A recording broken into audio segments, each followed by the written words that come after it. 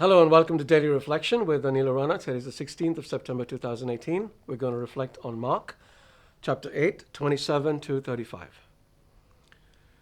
Jesus went on with his disciples to the villages of Caesarea Philippi, and on the way he asked his disciples, "Who do people say that I am?" And they answered him, "John the Baptist, and others Elijah, and still others one of the prophets."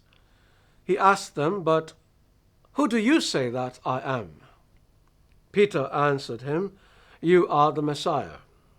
And he sternly ordered them not to tell anyone about him.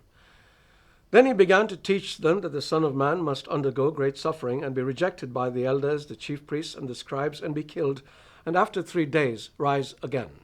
He said all this quite openly, and Peter took him aside and began to rebuke him.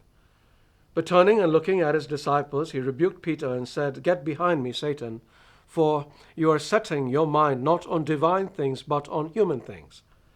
He called the crowd with his disciples and said to them, "If any want to become my followers, let them deny themselves and take up their cross and follow me.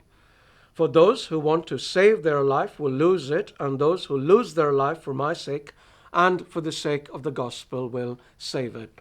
The gospel of the Lord. I was flattened by a mosquito last month, literally. A tiny little thing put me on my back for nearly 2 weeks with malaria.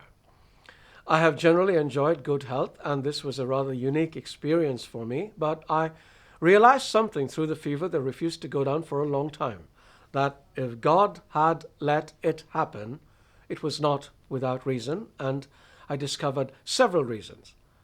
One of them was that pain brings us closer to God.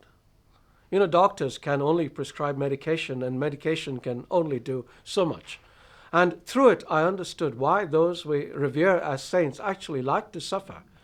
It wasn't because they were people with a streak of masochism in them. It was because they loved God and didn't want to do anything to hurt him.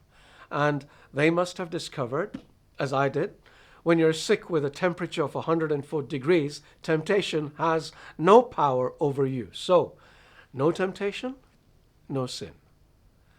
This, however, applies only to physical pain. Emotional pain often leads us towards sin. A lot of the things we do that we shouldn't do are simply because we want the pain to go away, even if it is just for a few minutes. Much of this relief tends to come from sexual activities, but there are a host of other things that people will do, including excessive drinking, to alleviate pain. This, however, doesn't work, as anyone who has tried it will have discovered. It only compounds the pain. So what is the solution?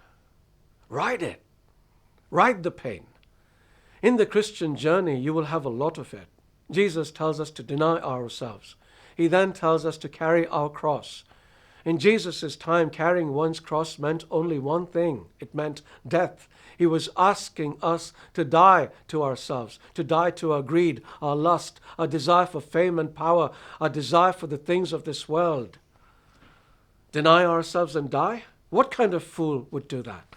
Not a fool, but a wise man, because when we deny ourselves the passing pleasures of sin and die to the sinful things of this world, we set ourselves up for eternal joy.